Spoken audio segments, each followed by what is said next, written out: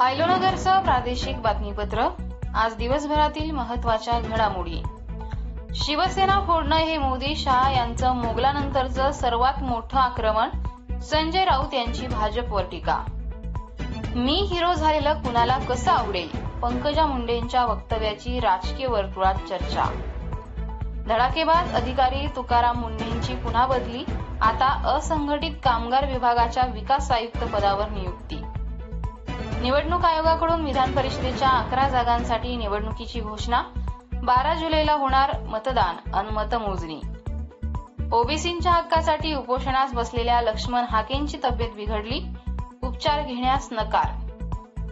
उज्ज्वल निकम यांची पुन्हा सरकारी वकीलपदी नियुक्ती, काँग्रेस पक्षाचा तीव्र विरोध। वसईत संतापजनक घटना, तरुणीची प्रियकराकडून निर्घृण हत्या।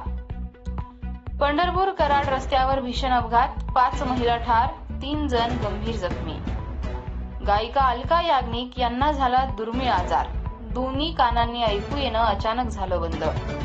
भारत आणि श्रीलंकेत रंगणार आगामी T20 विश्वचषकाचा थरार, भूषवणार संयुक्त यजमानपद। असेच अपडेट्स मिळवण्यासाठी आयलोनगरच्या 77 98 300 400 या नंबरवर मिस कॉल द्या।